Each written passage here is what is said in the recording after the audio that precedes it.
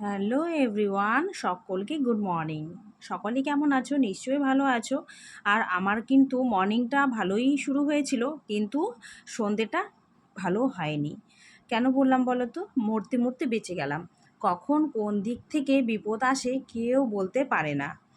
আর কি বলো তো, সকালে যেরকম আমি প্রতিদিন বেরোই সেরকমই বাড়ি থেকে বেরিয়েছিলাম। দিব্যি ছিলাম, ঠিকঠাকই ছিল, কোনো শরীর খারাপও ছিল না। তারপর যেরকম যাই প্রতিদিন ডিউটি সেরকমই চলে গেলাম।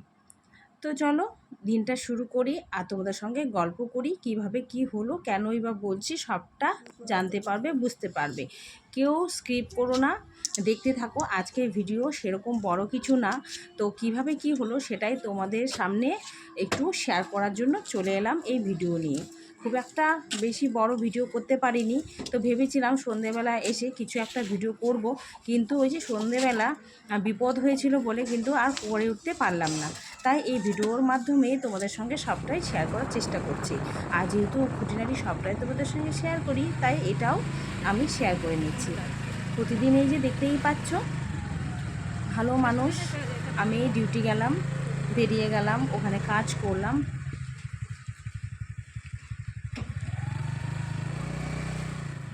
তো এই যেখানে আমাকে নামিয়ে দিয়েছে, এখন আমি হেঁটে হেঁটেই যাচ্ছি আর কি।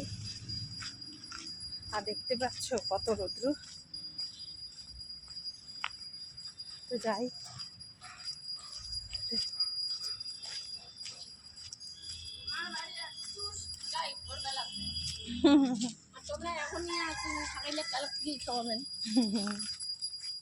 আমার হয়তো বড় বিপদ ছিল, সেই বড় বিপদ হয়তো ঠাকুরের আশীর্বাদে ছোটোর মধ্যে কেটে গেল। সন্ধেবেলা বাড়ি ফেরার সময় রাস্তা দিয়ে হাঁটছিলাম, আর রাস্তাটা ছিল অন্ধকার, বুঝতে পারিনি রাস্তার সাইড দিয়ে হাঁটছিলাম, যেহেতু মেন রোড ছিল। তো ওখানেই আমি রাস্তার পাশে একটু উঁচু ছিল বলে ওখানেই স্লিপ করে পড়ে যাই, হোঁচট খায় পড়ে যাই আর কি বলতে পারো। তো পড়ে গিয়ে তখন আমি আর উঠতে পারছিলাম না, তখন আমি জ্ঞান হারিয়ে ফেলেছি জানো তো। মোটামুটি 5 মিনিট পর্যন্ত আমার জ্ঞানই ছিল না। তখন পাশ দিয়ে একটা টোটোওয়ালা যাচ্ছিল, তো সে আমাকে আবার চেনে। তা আমি খুব একটা চিনি না, তো ছোটো মোটো এলাকায় আমাকে কিন্তু মোটামুটি সবাই চেনে, যেহেতু আমি টিউলিপ হেলথ কেয়ারে কাজ করি। তো সবাই মোটামুটি আমাকে একটু চেনা জানাই আছে আর বলতে পারো আর কি। আমি না চিনলেও ওরা কিন্তু আমাকে চেনে। তো যাই হোক, ভালো কথা। তো ও আমাকে দেখতে পেয়ে কিন্তু ও আমাকে এড়িয়ে যেতে পারলো না, ও আমাকে সমানে ডাকতে থাকলো। তারপর 5 মিনিট পর আমার যখন জ্ঞান ফেরে, তখন আমি দেখি আমি পড়ে রয়েছি। সেই টোটোওয়ালা আমাকে বলে, দিদি চলো তোমাকে আমি বাড়ি পৌঁছে দিই। তো আমি বললাম, না বাড়ি আর যাব না, চলো আমাকে হসপিটালেই নিয়ে যাও। তখন আমি সেই টোটো ধরে কিন্তু আমি যেখানে কাজ করি সেখানেই গেলাম আর কি। সেখানে যেহেতু আমি হসপিটালেই কাজ করি, তো ওখানে গিয়ে সাথে সাথে ডক্টর আমাকে ওই যে ড্রেসিং, তারপর হচ্ছে ইঞ্জেকশন, ওষুধপত্র সব লাগিয়ে দিল। ডক্টর দেখলো, তো বললো ভয়ের কিছু নেই। তো যেহেতু জ্ঞান হারিয়ে ফেলেছিলাম, সেটাই একটু চিন্তার ব্যাপার ছিল। ডক্টর বললো যে তুমি কি ভমিটিং হয়েছে? না, আমি তো বললাম না, ভমিটিং তো হয়নি। তো রাত্রে ভমিটিং যদি হয় তাহলে কিন্তু আমাকে অবশ্যই জানাবে ফোন করে। তো যাই হোক, তো এইভাবেই হলো আর কি বিপদটা। তো বিপদের মধ্যে সেই যে টোটোওয়ালাকে পাঠিয়েছে, মনে হয় ভগবানই পাঠিয়েছে। আমি কিন্তু ওকে চিনি না। ও আমার কাছ থেকে জানো টোটোতে করে আমাকে হসপিটালে যে নামিয়ে দিয়েছে, আমার কাছ থেকে ভাড়াও নেয়নি। তো আমাকে আমার বলছিল, দিদি তুমি একা যেতে পারবে?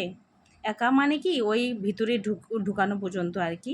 ও আমাকে নামিয়ে দিয়ে কিন্তু চলে গেছিলো। আর অবশ্যই ওই টোটোওয়ালার দেখা পেলে আমি অবশ্যই ওকে ধন্যবাদ আমাকে জানাতেই হবে। তারপর তো বাড়ির লোক আসলো, এসে তারপর আমাকে ওখান থেকে বাড়িতে নিয়ে এলো আর কি। এর জন্যে বললাম যে কখন কোন দিক থেকে যে বিপদ আসবে কেউ বলতে পারে না। আমি সুস্থ মাথায় বাড়ি থেকে বেরোলাম, কাজ করলাম, সবই হলো। বাড়ি ফেরার সময় দেখো হয়ে গেল অঘটন। আর আমি যেভাবে পড়েছি, ভাগ্যিস যে আমার মাথায় লাগেনি, যে পা ভাঙেনি। আর এই সামান্য এই হাতের উপর দিয়ে চলে গেছে। তা এখানেও যতটুকু লেগেছে খুব একটা বেশি না, তো ওটাই ব্যথা করছে আর কি, একটু কেটে গেছে। ড্রেসিং টেসিং করানো হয়েছে। তো এই হাতের উপর দিয়েই কিন্তু আমার বিপদটা কেটে গেল। অনেক হয়তো বড় বিপদ ছিল। আর এমনভাবে পড়েছি, আর ওখানে সিঁড়ি ছিল, সিঁড়িতে যদি মাথাটা লাগতো, মাথা ফেটে যা তা হয়ে যেতে পারতো। আর কি বলো তো, পাটাও ভেঙে যেতে পারতো। আমি তো টেনশন বেশি করছিলাম যে পাটা ভেঙে গেছে নাকি। তারপরে তো দেখলাম না ঠিকই আছে, তা হাতটাতেই লেগেছে, এটা শেয়ার করলাম। এই যে বাড়িতে আসলাম, এসে তারপর একটু রেস্ট করলাম। রেস্ট করার পর তারপর তো বাড়ি থেকে কোনো কিছুই কাজ করিনি, আর আমাকে বলেও নি। তো সবাই বকাবকি করছিল, যেহেতু আমি রাত করে এলবিটা করি আর শরীরে এক ফোঁটা রেস্ট হয় না, রাত্রে খাওয়া দাওয়া ঠিকমতো করি না, তাই হয়তো এরকম হয়ে গেছে। বাড়ির লোক সবাই আমাকে বকাবকি করছে, খাওয়া দাওয়া ঠিকমতো করো না। তো দিদি এদিকে লুচি ভাজছিল রাত্রেবেলা খাবারের জন্য, আর সেটাই তোমাদের সামনে একটু ক্লিক করলাম আর শেয়ার করলাম। আর ভিডিও কিচ্ছু বানাতে পারিনি। তো সবাই বলছে খেয়ে দিয়ে চুপচাপ শুয়ে পড়ো। তো এই যে আমি দুটো শুধু লুচি নিয়েছি, তরকারি নিয়েছি, আর একটু চা নিয়ে নিলাম। এইটা খেয়ে কিন্তু শুয়ে পড়বো। তো বন্ধুরা, তোমাদের সঙ্গে সবটাই শেয়ার করলাম কী থেকে কী হলো। তো দেখো, সুস্থ মানুষ আমি বাড়ি থেকে বেরোলাম, আর হচ্ছে বিপদ। তাই কখন কি বিপদ কোথা থেকে হয়ে যায়, এটা বুঝলাম যে কোনো কিছু কিন্তু বড় অঘটন হয়ে যেতে পারতো আমার সাথে। একদম হাই রোড ছিল, হাই রোডের মধ্যে এইভাবে পড়েছি সাইডে। আর সত্যি কথা বলতে কেউ ওখানে ছিল না, একদম অন্ধকার অবস্থা পড়েছিলাম। জানি না ঠাকুর মনে হয় পাঠিয়েছে সেই টোটোওয়ালাকে। সেই টোটোওয়ালাকে আমাকে অবশ্যই কিন্তু ধন্যবাদ জানাতে হবে। আর মনে হয় টোটোওয়ালা আমার বাড়ির লোকও চেনে, তো আমাকে বারবার বলছিল এই বাড়ির বউ তুমি, আর হচ্ছে এইখানে কাজ করো। তাই ও আমাকে হয়তো ফেলে আসতে পারেনি। তো ওর সঙ্গে অবশ্যই আমি দেখা করব আর ওকে অনেক ধন্যবাদ জানাবো। তো চলো বন্ধুরা, আজকে এই খেতে খেতে ভিডিওটা শেষ করে দিচ্ছি। আর পরে ভিডিও করতে পারিনি, তাই তোমাদের সঙ্গেও শেয়ার করতে পারলাম না। এই ছোট্ট একটা ব্লগ তোমাদের সঙ্গে শেয়ার করলাম আর কথাগুলো শেয়ার করলাম। তো কেমন লাগলো অবশ্যই অবশ্যই কমেন্টে জানাবে। তো আজকের মতো সবাইকে গুড নাইট জানিয়ে এখানেই ভিডিও শেষ করছি। সবাই ভালো থেকো, সুস্থ থেকো। Thank you for watching.